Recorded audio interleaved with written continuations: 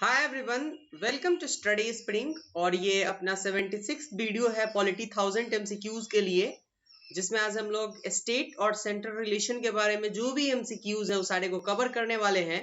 Before to begin, अगर आपने channel को सब्सक्राइब नहीं किया है तो प्लीज चैनल को सब्सक्राइब कीजिए। और आपको बस इस चैनल को सब्सक्राइब करने के लिए यूट्यूब पे जाके सर्च करना है स्टडी स्प्रिंग, और आपको फर्स्ट में जो चैनल मिलेगा वही अपना चैनल होगा जिसका लोगो इस टाइप का होगा। चैनल को सब्सक्राइब कीजिए।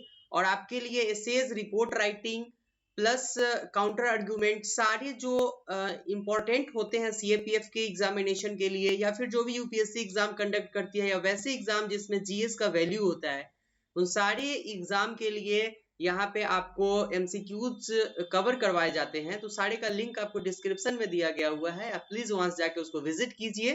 तो चलते हैं अपने एमसीक्यूज के तरफ।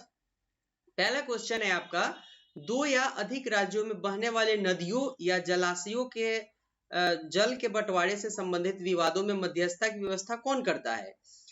इंपॉर्टेंट क्वेश्चन है। सपोज दैट कोई, अब ऐसा भी होता होगा कि कोई नदी जो है, सपोज दैट गंगा अगर बिहार के कुछ एरिया से होकर के बह रही है, और वो अगर जाती है बिहार से बहते हुए अगर उत्तर प्रदेश में या फिर उत्तराखंड में, या फिर अगर उत्तराखंड से बहते हुए आती है बिहार में आती है, तो इसके अंदर डिस्प्यूट हो सकता है। अगर ऐसा कोई प्रॉब्लम आए, ऐसी कोई समस्या आए कि उत्तराखंड बोले कि ठीक है हम क्या करते हैं, हरिद्वार बोले कि ठीक है हम यहाँ से गंगा के पानी को नहीं जाने देंगे, ऐसी कोई बात हो सकती है या नहीं, इस टाइप के कुछ मैटर अगर आए तो क्या होगा। ठीक है, तो अगर इस टाइप का कोई मैटर आएगा, या फिर उसको किस अनुपात में दूसरे राज्य में भेजना है, या फिर उससे रिलेटेड कोई मैटर आएगा, तो उसमें मध्यस्थता या फिर ऐसे प्रॉब्लम का सॉल्यूशन निकालने के लिए दोनों राज्यों के बीच में जो है वो मध्यस्थता कौन करता है, क्वेश्चन ये आपसे पूछा जा रहा है। इंपॉर्टेंट क्वेश्चन है, 2 बार एग्जाम में आए हुए क्वेश्चन है, तो इस पे ध्यान दीजिए। इसका राइट आंसर आपका ख हो जाएगा संसद। ठीक है, जब भी दो नदियों के बीच में बहने वाले जलाशयों को लेकर के अगर कोई विवाद होता है तो उसमें मध्यस्थता की व्यवस्था जो करती है वो संसद करती है। नेक्स्ट क्वेश्चन देखते हैं हम लोग। राष्ट्रपति द्वारा नियुक्त अंतर्राज्यीय परिषद के प्रमुख का क्या कार्य होता है। काफी इंपॉर्टेंट क्वेश्चन है आपके लिए। अंतर्राज्यीय परिषद जो होते हैं उससे क्वेश्चन आते हैं, इसको कवर करना होगा आपको अगर आप 1 नंबर या फिर 2 नंबर एग्जाम में गेट करना चाहते हैं तो। और 1 या 2 नंबर से ही एग्जाम में रैंकिंग होता है, 1 या 2 नंबर से सिलेक्शन, और जो होता है सिलेक्शन, और आपका सिलेक्शन का जो प्रोसेस होता है वो 1-2 नंबर पे ही डिपेंड करता है। पहला क्वेश्चन आपका जो है, राज्यों के मध्य उत्पन्न विवादों का जांच करना और उन पर परामर्श देना। ठीक है, ये जो है वो दो राज्यों के मध्य अगर कोई विवाद उत्पन्न होता है तो उसकी जांच कौन करेगा, तो अंतर्राज्यीय परिषद करेगा। ठीक है, नेक्स्ट है, कुछ या सभी राज्यों के अथवा ये 1 या अधिक राज्यों के समान हित से संबंधित विषयों का जांच कर विचार विमर्श करना, ये भी क्वालिफाई करता है, ये भी जो कार्य है वो अंतर्राज्यीय परिषद का है। प्लस नेक्स्ट जो है, उपयुक्त विषयों विशेषकर इनमें से इनसे संबंधित नीति और कार्य के बेहतर समन्वय की सिफारिश करना। तो दो राज्यों के बीच में बेहतर कार्य कैसे होंगे, ठीक है, या फिर उनके में आदान प्रदान कैसे होगा। ठीक है, सपोज दैट अगर एक राज्य से दूसरे राज्य में, हम लोग अभी लॉकडाउन के सिचुएशन में जा रहे हैं, तो यहाँ पर अंतर्राज्यीय परिषद जो होते हैं उनकी भी बैठक हुई, और वहां पे जो है कुछ डिसीजन लिया गया कि हम अपने एरिया को सील कर रहे हैं या नहीं कर रहे हैं। तो ये सारे कार्य जो है वो अंतर्राज्यीय परिषद में ही हुआ था, तो इसलिए ये सारा जो कार्य है अंतर्राज्यीय परिषद का है। तो राइट आंसर हम लोग इसका डी दे देंगे, या फिर घ। नेक्स्ट देखते हैं हम लोग, राष्ट्रीय विकास परिषद के सदस्य निम्न में से कौन होते हैं। नेशनल डेवलपमेंट काउंसिल जो होता है उसके सदस्य कौन हो सकते हैं। ठीक है, क्वेश्चन आपसे ये पूछा जा रहा है। तो क्या वो संघीय मंत्रिमंडल के सदस्य होंगे, राज्यों के मुख्यमंत्री होंगे, या केंद्र शासित प्रदेश के प्रशासक होंगे, या फिर सभी होंगे। तो इसका राइट आंसर आपका डी हो जाएगा, सभी या फिर घ। क्योंकि नेशनल डेवलपमेंट काउंसिल जो होते हैं उसमें संघीय मंत्रिमंडल के जितने सदस्य होते हैं वो सारे भाग लेते हैं उसमें, प्लस राज्य के जो मुख्यमंत्री होते हैं वो उसमें भाग लेते हैं, और केंद्रीय और केंद्र शासित प्रदेश के जो प्रशासक होते हैं, या फिर हाँ केंद्र शासित प्रदेश के प्रशासक होंगे वो यहाँ पे भाग लेंगे। क्योंकि केंद्र शासित प्रदेश में जो होंगे ना वो मुख्यमंत्री नहीं होते हैं वहां पे, अगर तो या प्रशासक जो होंगे वहां के वही वहां पे भाग लेंगे। ठीक है, इसका राइट आंसर आपका घ हो जाएगा। नेक्स्ट देखते हैं हम लोग, निम्न में से कौन संवैधानिक निकाय नहीं है। तो इसका राइट आंसर आपका योजना आयोग हो जाएगा। योजना आयोग जो है वो संवैधानिक निकाय नहीं है। यहाँ पे संवैधानिक निकाय कॉन्स्टिट्यूशनल बॉडीज का बात अगर हम देखते हैं तो किसे बोलते हैं कॉन्स्टिट्यूशनल बॉडीज? तो वैसे निकाय जिनका मेंशन संविधान में किया गया हुआ होता है वो जो है वो कॉन्स्टिट्यूशनल बॉडीज कहलाते हैं। तो वित्त आयोग 110 में आ जाइए आप, राजभाषा आयोग भी है और धन आयोग भी है, सारे मेंशन किए गए हुए हैं कॉन्स्टिट्यूशन में, आर्टिकल है इनके लिए, लेकिन योजना आयोग के लिए नहीं है, इसको बाद में जोड़ा गया हुआ था। प्लस ये किसी आर्टिकल में मेंशन नहीं है, ये आपका संवैधानिक निकाय नहीं है। नेक्स्ट देखते हैं हम लोग, निम्न में से योजना आयोग के अध्यक्ष कौन होते हैं? तो प्रधानमंत्री जो होंगे हमारे वो योजना आयोग के अध्यक्ष होते हैं। नेक्स्ट देखते हैं हम लोग, 1950 में योजना आयोग का गठन निम्न में से किसके संकल्प पे पारित किया गया हुआ था?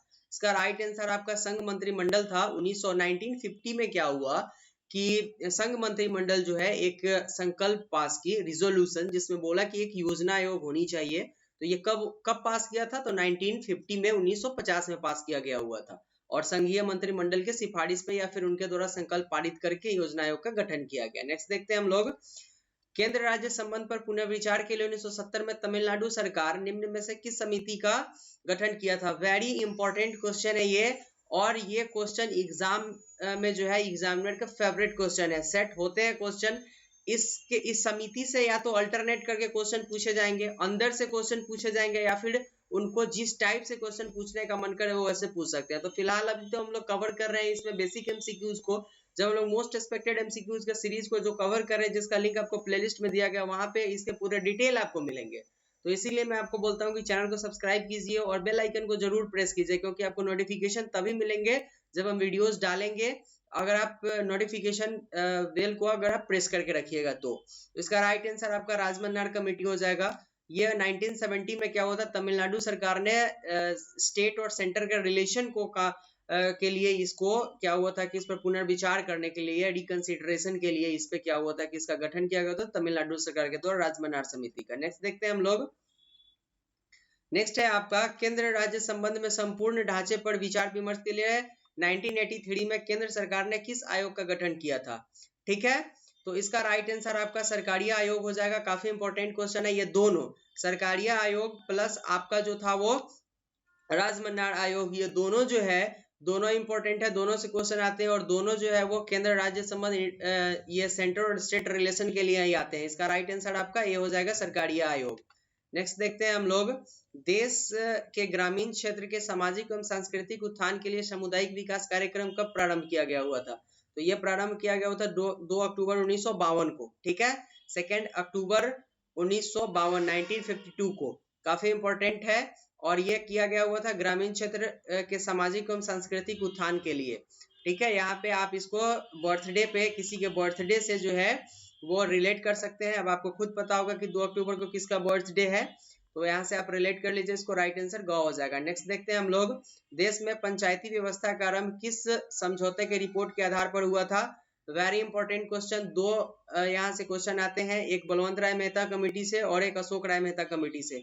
दोनों पर फोकस करना है हम लोगों को, दोनों इंपॉर्टेंट है, दोनों से क्वेश्चन आते हैं। इसका राइट आंसर जो है वो बलवंत राय मेहता कमेटी हो जाएगा, ऑप्शन ख, क्योंकि बलवंत राय मेहता कमेटी के रिपोर्ट के आधार पर ही पंचायती राज व्यवस्था का आरंभ किया गया हुआ था। फ्रेंड्स, ये था हम लोगों का वीडियो। हम लोग 960-70 तक क्वेश्चन को कवर कर चुके हैं। ये आपका 84 तक जाएगा, उसके बाद हम लोग 1000 एमसीक्यूज को कवर कर लेंगे। साथ में आपके रोज जो एमसीक्यूज मिलते हैं वो आते रहेंगे 8:45 AM में, सुबह में आते हैं आपको, प्लस संडे को मोस्ट एक्सपेक्टेड एमसीक्यूज का सीरीज 5 बजे आता है। और मैं कोशिश कर रहा हूँ कि आपको एवरीडे एसेस का टॉपिक दूं, जिससे आपको काफी हेल्प मिले सीएपीएफ के एग्जाम को क्रैक करने में, या फिर अगर आप एसएसबी के जीडी में बैठते हैं तो वहां पे आपको ग्रुप डिस्कशन करने में। तो ये था आज के वीडियो के लिए। लेकिन अगर अभी तक आपने इस चैनल को सब्सक्राइब नहीं किया तो प्लीज चैनल को सब्सक्राइब कीजिए, जितना हो सके आपसे शेयर कीजिए, क्योंकि अभी इस चैनल को आपके सपोर्ट की जरूरत है। उसके बाद हम आपके लिए वो सारे फैकल्टीज और free of cost test series वगैरह सारे लाएंगे, लेकिन इसके लिए आपके सपोर्ट की जरूरत है। आप एक बार सपोर्ट करके देखिए, फिर मैं आपको वो सारे कंटेंट फ्री में दूंगा जो एक पेड कोर्स में मिलते हैं या फिर प्लस कोर्स में मिलते हैं। मिलते हैं नेक्स्ट वीडियो में। Thank you and good.